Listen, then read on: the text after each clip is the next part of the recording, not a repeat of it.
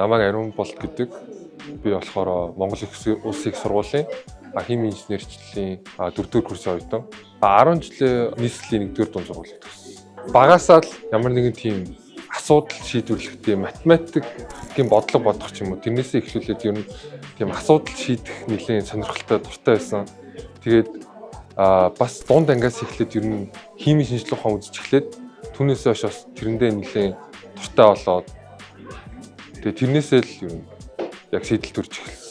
Яг судалгаа хийж байгаа зүйл нөх юм бол малын өөх тосноос дизель тос гаргаж байгаа тийм их судалгаа хийж байгаа. Уран олборлож эхлэж байгаа гэдэг нь өөрөө сонирхолтой. Тэгэд энэ нэг үр яг яаж олборлох гэж байгаа тухайн тэр технологи процессын талаар өөрөө бас дотроо олж мэдмээр байсан болохоор сонирхол төрөөд хувийн сонирхлоор бол газар доор уусгаа олборлож байгаа энэ процесс нь өөрөө яг бүр хайгуул хийж эхлэхээс эхлээд маш урт хугацаанд төлөвлөгөөтэй явагддаг процесс болгоно маш чухал байдаг.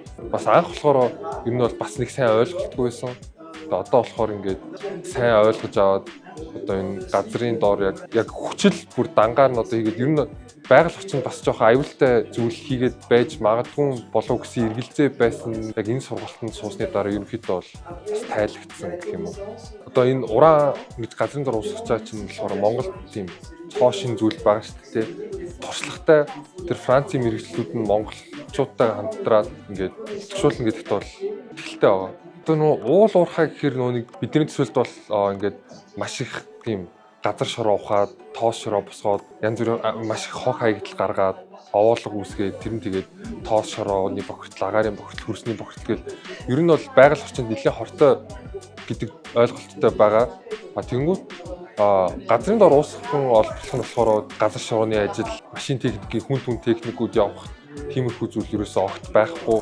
Би өөрөө болохоор сайтн дээр нь бас очиж үзсэн. Тэгэхээр ерөөхдөө бол тэнд тийм амар сүртэй том уурхай ажил явагдаж байгаа юм ерөөсөө ил тод харагдахгүй. Иргэн тойронд орчиндөө үзүүлээд ирэх нэг тийм сөрөг нөлөө бол харагдахааргүй. Нутгийн иргэдтэй ч тийм саад учрал үзүүлэхээргүй харагдаж ирсэн юм.